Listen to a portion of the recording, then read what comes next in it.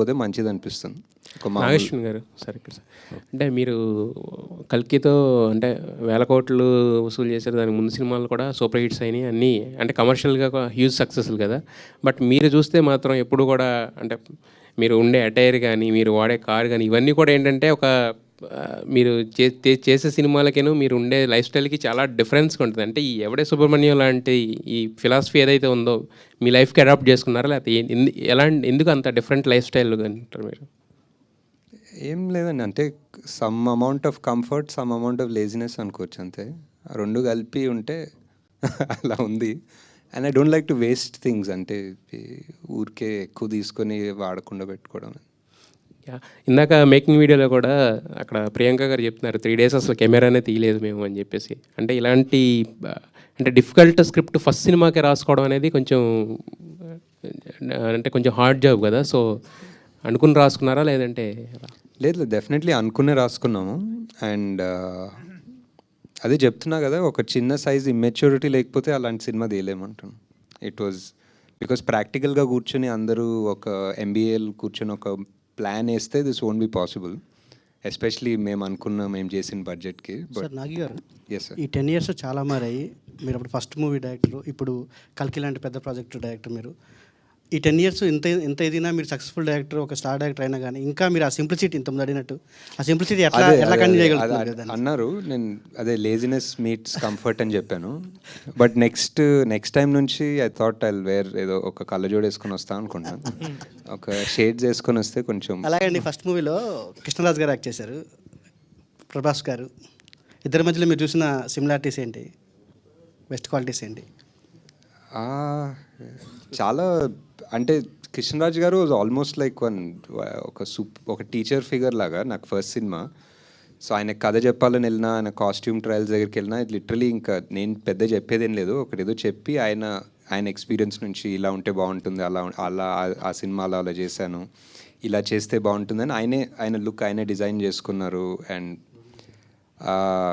So similarities అంటే ప్రభాస్ గారితో more friendly ఉండే. సో ఇట్స్ వేరే ఈక్వేషన్, ఆల్మోస్ట్ ఈయన ఒక ఫాదర్ ఫిగర్ జోన్లో ఉండే. బట్ వన్ సిమిలారిటీ ఏంటంటే 2 రోజులు షూట్ చేసాం అనుకుంటా సార్ తోటి, అండ్ 2 రోజులు ఆయన యూనిట్కి ఫుడ్ పెట్టారు బేసిక్లీ. సో అది చాలా సిమిలర్ ఏమో. అలాగండి, కృష్ణరాజ్ గారికి ఉన్న ఇమేజ్ వేరు, రెబల్ స్టార్ ఆయన ఇమేజ్ వేరు. ఆ ఇమేజ్ ఉన్న ఆయన్ని మీరు అలాంటి శాంత స్వరూపంలో అలాంటి క్యారెక్టర్కి ప్రత్యేకంగా ఆయన్నే తీసుకోవటమే తెలీదండి. అంటే అప్పుడు చాలా అనిపించింది ఆయన ఉంటే బాగుంటుందని. ఆయన ఒక సినిమా చేశారు, అవతారం అని ఒక సినిమా చేశారు, దాంట్లో ఒక లుక్ ఉంటుంది, అది బాగుండే అనిపించింది. అండ్ ఆయన ఎందుకో ఒక పెద్ద మనిషి ఇలాంటి మాటలు చెప్పాలంటే ఎవరికో ఒక అర్హత ఉండాలి, ఎందుకో ఆయనకు ఉంది అనిపించింది ఆ టైంలో. సార్ 3650 రోజులు అయితే మా కళ్ళ ముందు మేము రాజమౌళి గారిని, సుకుమార్ గారిని, బోయపాటి సీన్ గారిని వీళ్ళందరినీ చూస్తున్నప్పుడు వీళ్ళు పెద్ద డైరెక్టర్స్ అనే ఒక స్టాంప్తోనే వచ్చారు, అలానే స్టార్ట్ అయ్యారు. కానీ మిమ్మల్ని చూసినప్పుడు ఎప్పుడు కూడా మాకు అలా అనిపించలేదు. బట్ మీరు ఇప్పుడు ఆ రేంజ్ ఆఫ్ డైరెక్టర్స్లోనే ఉన్నారు. నిజంగా ఎదగటం అంటే ఈ రేంజ్ ఎదగటం అనేది మిమ్మల్ని చూస్తే అర్థమవుతుంది సార్. మేమంటే మిమ్మల్ని చూసినప్పుడు అయితే మాత్రం పర్టికులర్గా మొన్ననే కదా జరిగింది ఎవడే సుబ్రహ్మణ్యం అనే ఫీలింగ్ మా అందరికీ ఉంది. అంటే మేము ఇక్కడ ప్రెస్ మీట్లకు వచ్చి చూసాం కాబట్టి.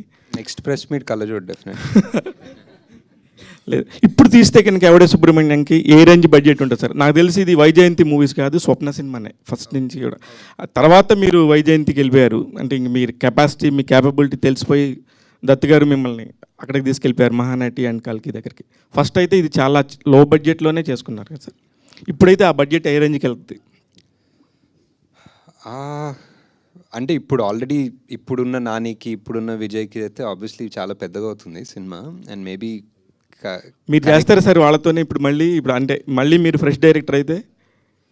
అంటే వాళ్ళు చేయాలి నాతో, నేను ఫ్రెష్ డైరెక్టర్ అవుతాను. వాళ్ళు already 10 years worth of movies చేస్తుంటారు కదా. లైక్ విజయ్ ఒక 10 సినిమాలు చేశారు, నాని ఒక 20 సినిమాలు చేశారు. సో అంటే ఆ టైంలో కరెక్ట్గా సెట్ అయింది అంతే.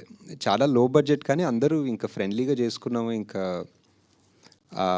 ఫేవర్స్ అడిగి చేసుకున్నాం. ఏదో ఒక రకంగా ఒక చిన్న ఇంట్లో ఫంక్షన్ ఎలా ఉంటుందో అలా చేసాం సినిమా. సో దానికి కల్కి కంప్లీట్. ఇప్పుడు ఆలోచిస్తే నిజంగా ఆ రోజున ఉన్న ఒక చైల్డిష్నెస్